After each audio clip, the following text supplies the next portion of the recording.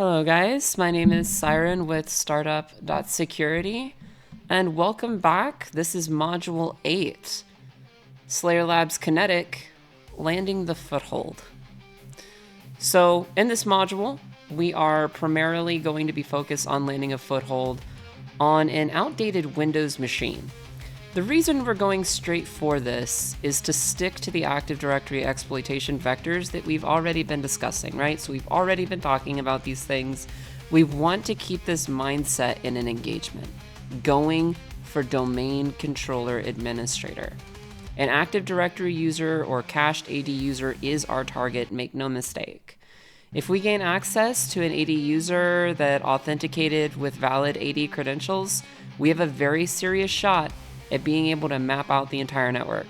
Therefore, we're going to continue from where we left off, which was identifying, actually, I have my cherry tree open. First off, I have Firefox open, and this is our range. And then I have cherry tree open. And from our active recon scan, we left off with 10.65.1.38, which is a Windows 7 professional machine. So it's an old, beaten down Windows 7 machine sitting on a Class C subnet, and it is ready to get owned. So one thing that we're going to do is run a vulnerability scan on it. Windows 7 is vulnerable to something known as, generally can be vulnerable to something known as EternalBlue, but we want to check and see if that's the case. So let's go ahead and get down to doing that. So in order to perform a vulnerability scan, we're going to do that with Nmap. I'm going to teach you about Nmap vulnerability scanning. So we're targeting ports 139, 139, and 445. So we're going to say Nmap-P 139.445 -- script is equal to SMB vuln star. We want to try and hit it with as many server message block vulnerabilities as possible at the target IP 10.65.1.38. And let's go ahead and actually treat the host as online with a capital P and at the beginning as an argument there. We'll treat the host as online and perform a quick vulnerability scan on this just to make sure that our theory that this outdated Windows 7 machine is vulnerable to something like MS-17010. And sure enough, here it is. A critical remote code execution vulnerability exists in Microsoft Server Message Block version 1. Remote code execution vulnerability, status, vulnerable. We can also search the exploit database. So instead of having to go here and go to the exploitdb.com and then search for EternalBlue and so on and so forth, Kali Linux actually has a built-in program where we can do that. So we're going to searchsploit EternalBlue. And notice how we get back the same results. Little alt tab there just to show you uno, dos, tres. Uno, dos, tres. 1, 2, 3, 1, 2, 3. So what we're going to do though is we're going to use the Metasploit module specifically for this. So let's go ahead and drop into MSF console. And a little bit of backstory behind this. This was an old NSA capability back in, I want to say 2017, that was leaked and ended up leading to demonstrable activities by threat actors that used it for ransomware in hospitals, such as the WannaCry virus that some of you might be familiar with. You might not be familiar with it. But this is in that ballpark. We're essentially just going to be using the capability itself to compromise the machine. So we'll search EternalBlue, and we're going to get back a lot here. There's there's variations. Eternal Synergy, Romance, Eternal Champion, EternalBlue, Double Pulsar, so on and so forth. What we're going to be using though is MS-17010 EternalBlue. So we'll type use 0. Options, and we're going to set our hosts to what we had in our enumeration, 10.65.1.38, 10.65.1.38. And we do not need to provide an SMB user or an SMB pass. SMB user, SMB pass, you'll see those are both set to no. Then we do need to set, however, our listening IP. So I'm gonna hit Control-Shift-O in Terminator. That was Control plus Shift plus O in Terminator to open up that terminal real quick, if you wanna do that. And then I'm gonna type ifconfig on ton0. And this is the IP I'm gonna copy and set the lhost to this. That's my attacking Kali IP from the VPN, the Slayer Labs VPN network. And I'm gonna set my listening port to 9090. I'm gonna set verbose to true. I'm gonna clear the screen, type options one more time to take a look and review everything. Type clear and run it.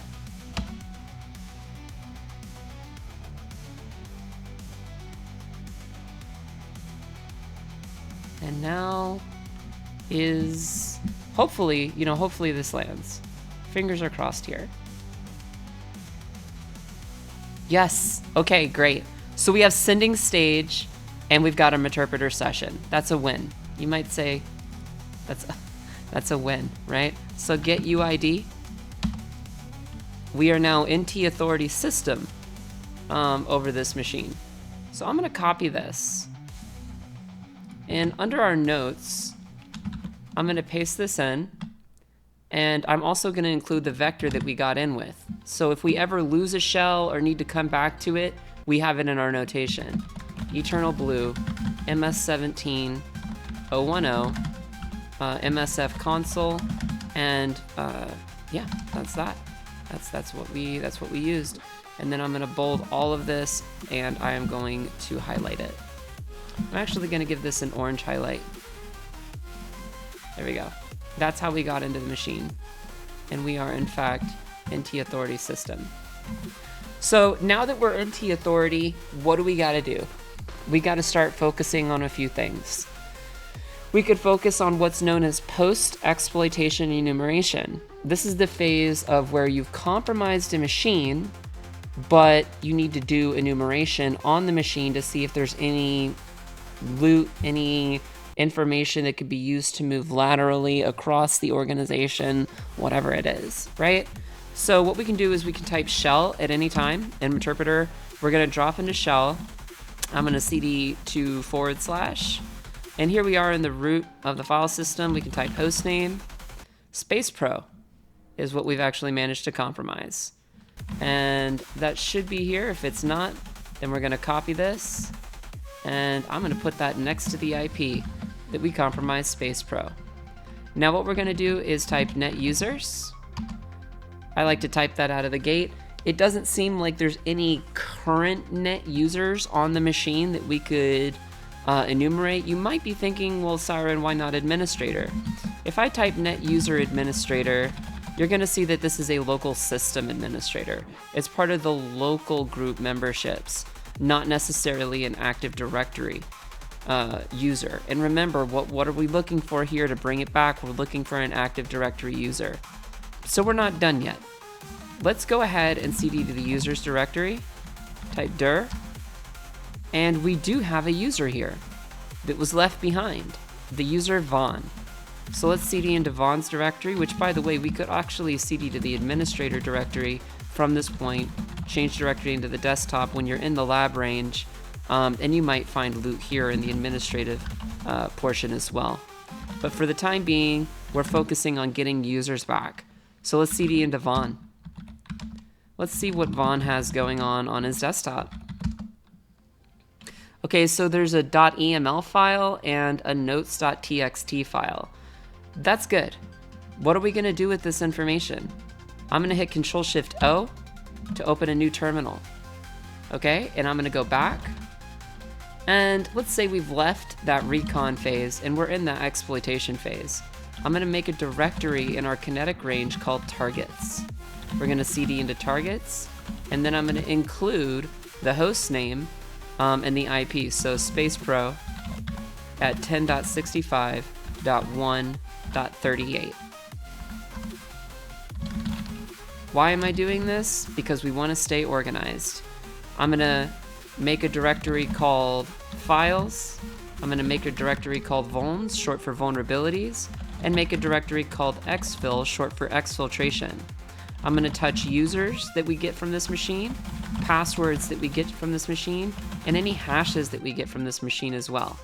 If I type LL, that's it. It's done. We've got everything in our notation for this particular machine that we need on our attacking machine. So up here we have our shell. Down here, obviously, we have a directory structure and an organizational structure. We just got some information that we need to exfil. So I'm going to cd into the exfiltration directory. And there's nothing in there right now. But what I'm going to do is I'm going to touch new.xml. And honestly, there's a better way of doing this. Let me introduce you to the Meterpreter functionality. Could we type this out and copy and paste it? Yeah. You can background this shell without losing it and go back to Meterpreter. Just enter the shell and hit Control-Z on your keyboard. It'll say background the channel. Yes, we do want to background the channel.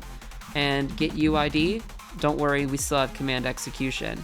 We can cd to the forward, cd to the root file system there for the C drive, presumably, and we can go into users.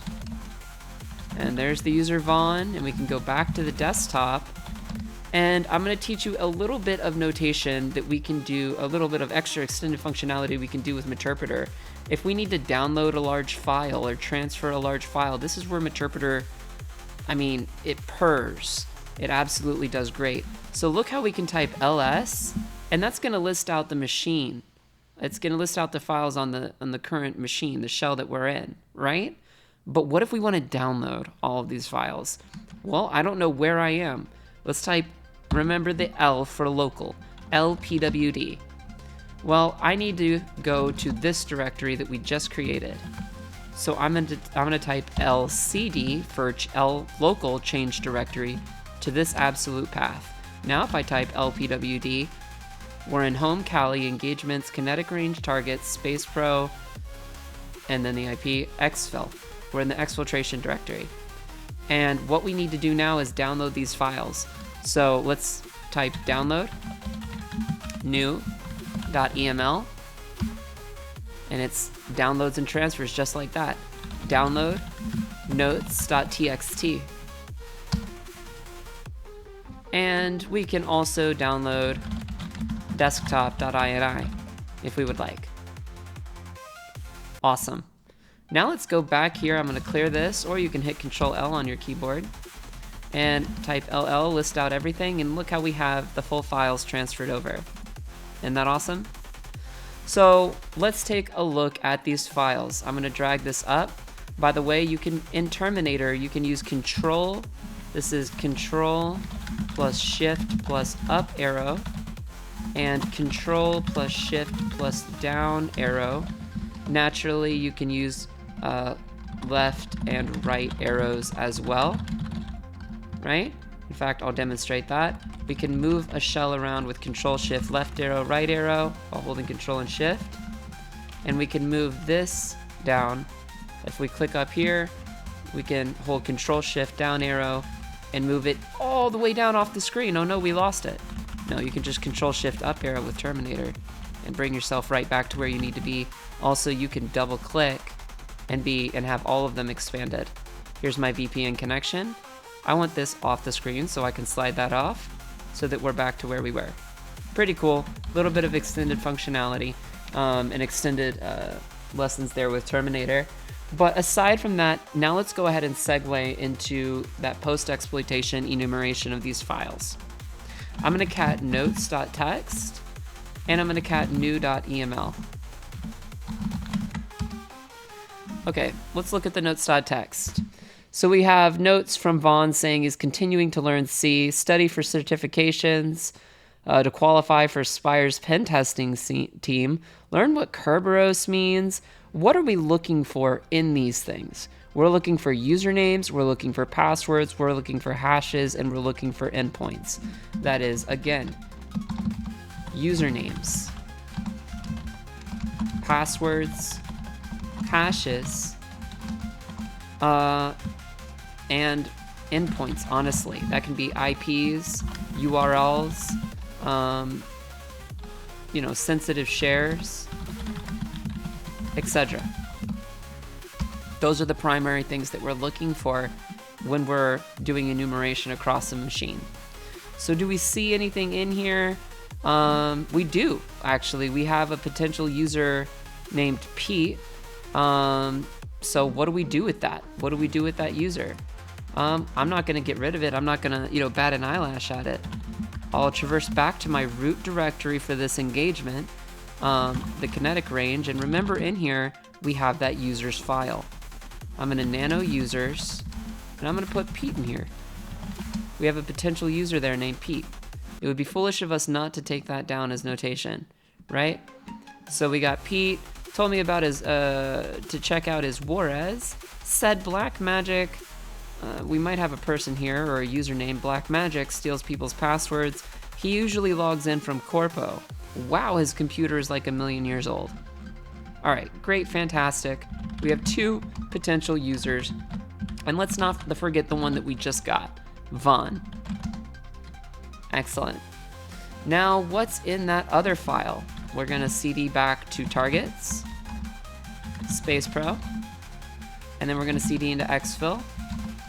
And let's cat new.eml. What's going on in here? So this looks like an email, respectively. Good evening, Mr. Smith. Due to a potential security incident, all user account passwords have been changed. You will find yours attached as an image. Respectfully, the IT help desk team.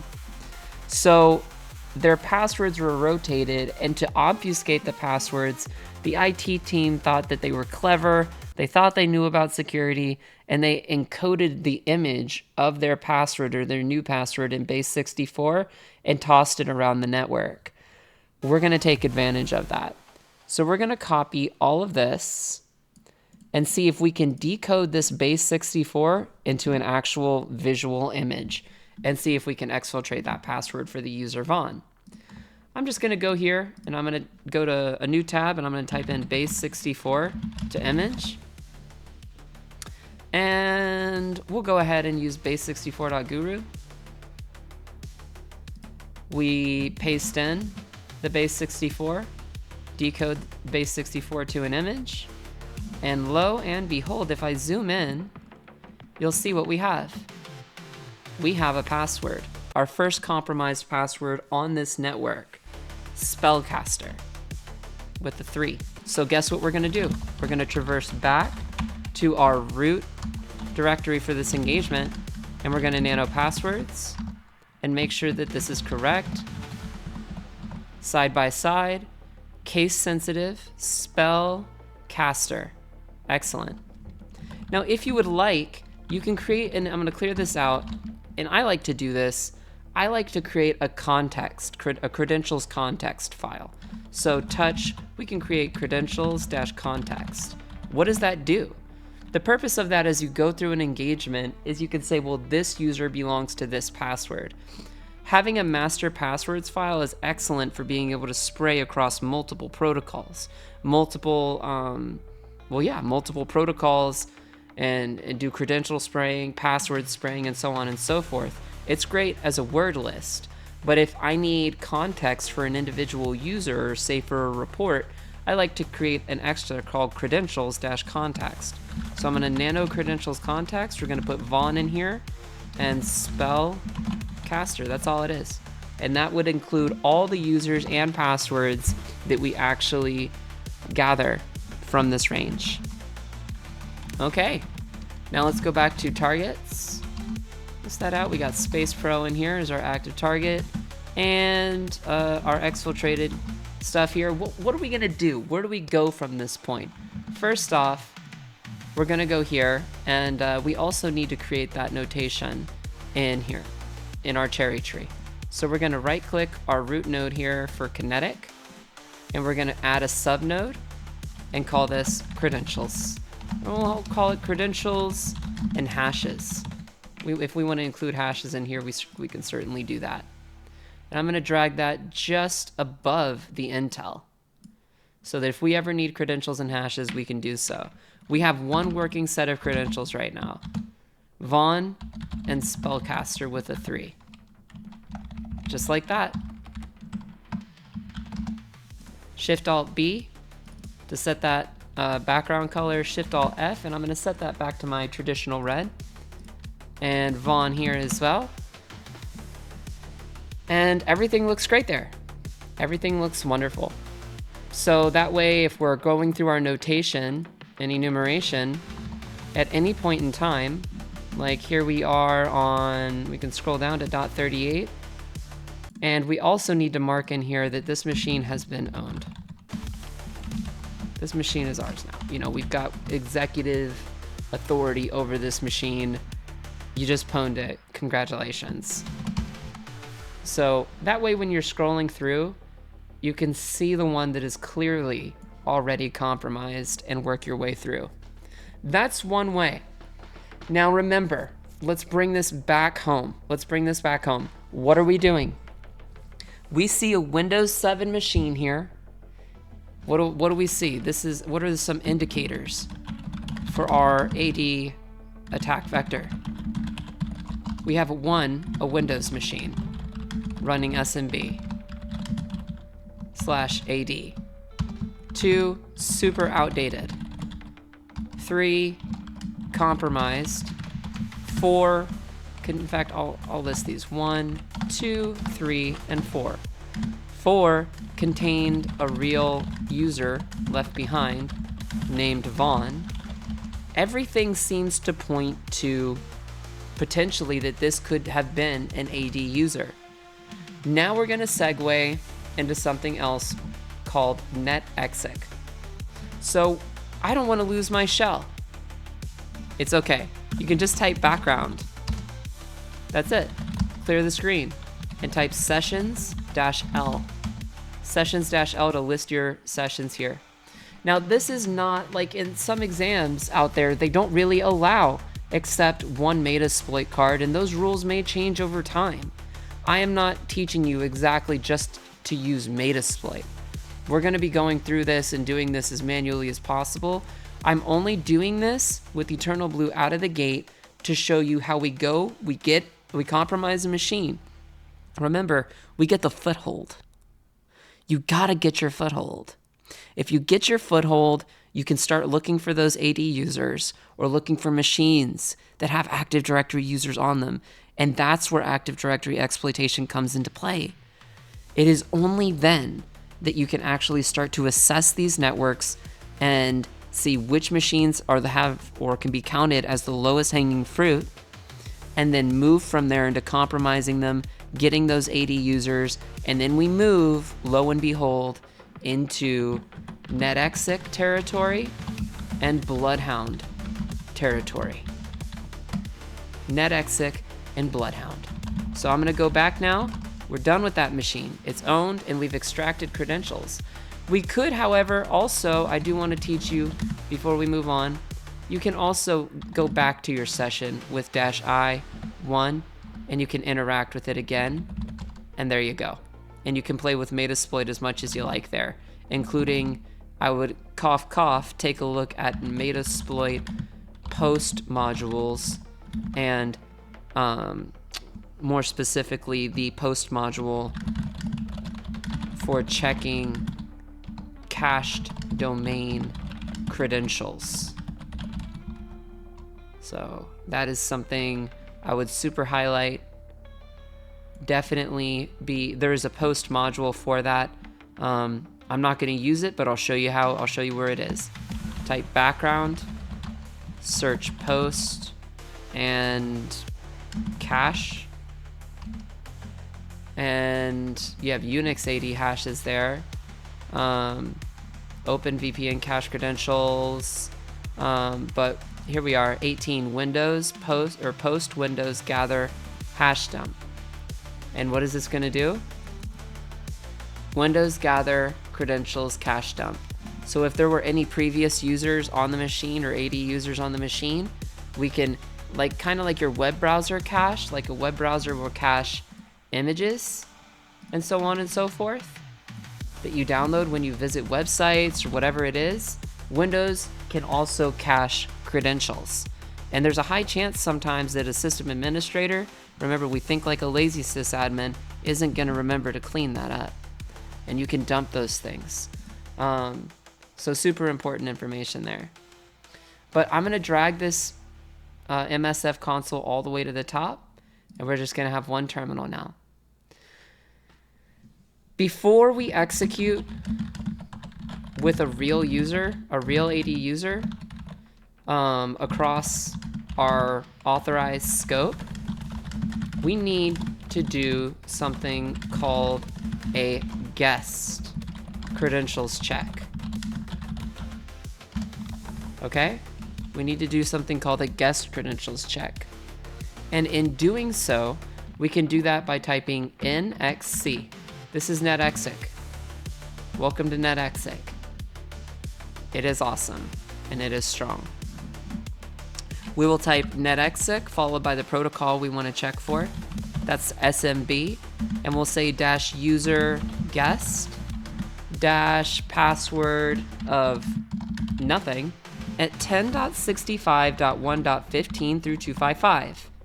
We want to see if the user, the reason why is because we want to see if the user guest has the ability to access any shares across this entire range.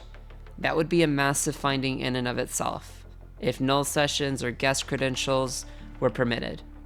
We're also going to be able to use this information to get a much more concise look at our network. And we're going to make it even more concise later with our Active Directory user Von. So, let's go ahead and do this here. 10.65.1.15 NXC-user guest. That's actually my bad. The IP address here needs to be at the beginning.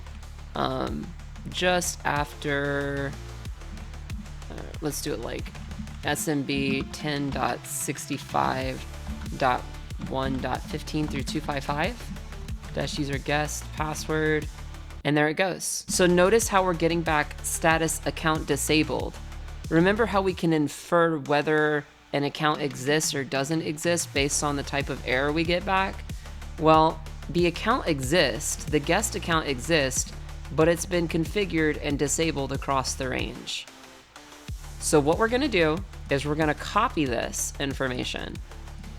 And I am in my root directory for this entire engagement. I'm going to touch a new file called hosts.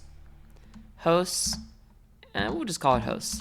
We can nano hosts and paste all that information in. Control X, Y, and enter to save the document. Now we can cat hosts, and here's everything back from our guest check. So this is important when you're doing an engagement. You also want to, again, check for guest credentials. Cat hosts, cut with a delimiter of space, -F, 15 through 20. And we can even further refine this to get the IPs in and say 10 through 20. Great. Let's copy all of this over into Cherry Tree. So we may not have gotten any guests back, but we can certainly do something else. I'm going to make a new subnode and call it hosts and IPs. We're going to bold that. And that's not under single targets. That's going to go under credentials and hashes. And now you have a mapping of the IP address to each and every machine with NetExec. And for context, I'm going to put this came from NetExec. Guest check. This came from a NetExec guest check. So we really killed two birds with one stone. Now, if that's the type of information that we get back with, and I'm going to do this again, in the real world, you don't want to keep spraying across an entire network, but you know, this is a vulnerable network, so have fun with it. Let's go. So here we are, right? And we're taking a look at the type of information that we got for a guest user, but we did just compromise an Active Directory user, right? Potentially. We have to verify that. How can we verify across an entire range whether a set of credentials that we got back is actually valid on any of these machines as an Active Directory user. You might have guessed it. We just swap out -user for, instead of guest, we put in Vaughn. Instead of the password, we put in his spellcaster with a 3 password. So we're gonna up arrow in Terminator, in our terminal. We're gonna put in the user Vaughn. And let's see what machines, and our fingers are crossed here, that he had access. If he had real AD access, then in our next module, we're gonna be moving all of this into the most beautiful layout you can imagine with Bloodhound. So -user Vaughn -p of, oh, let's say I forgot what it was, Control-Shift-O, LL, cat credentials context, Vaughn and spellcaster, SPELLCAST3R. I can exit this bottom terminal, and we're ready. Let's see what Vaughn had.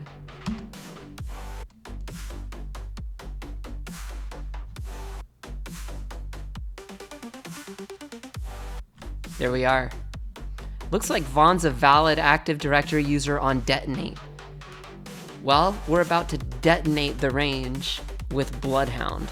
That's what we're about to do. Because we just owned that one machine, oh, and Space Pro, of course, the machine we just owned that he was not, remember we typed the net users command and he wasn't there? Well, and he was left behind? Well, he was an Active Directory user on that machine. And further, he's also an Active Directory user on .33, detonate. So we're about to detonate this range with Bloodhound and go through the whole thing using, well, some pretty awesome stuff. Specifically, Bloodhound Python, Bloodhound-Python, which should be present on your Kali Linux. But this is good news for us. In fact, this is really good news. If this was a real engagement and we did compromise an Active Directory user, then if you go back to that original module where I outlined the steps of going to domain admin and compromising an AD user, taking that AD user and using Bloodhound to map out the network. In the next module, we're going to be mapping out the network. And in this module, if you look below the video, you should have access to the resources. I am also going to hook you up with ADRef. So no worries there. I've got you hooked up with my Active Directory reference, and I'm going to hook you up with my blood reference as well for using, well, Bloodhound Python, hence blood reference.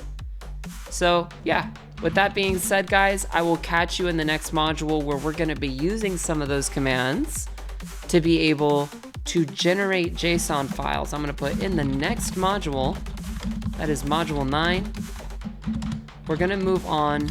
We're going to move with our compromised AD user into actually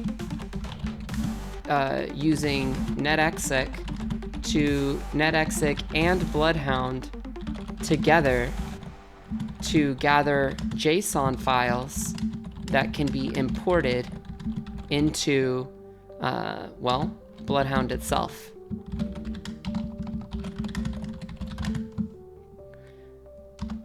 We'll also be walking through how to install, set up, and initialize Neo4j, which is needed. So, with that being said, guys, thank you very much, and I will catch you in the next module. Peace out.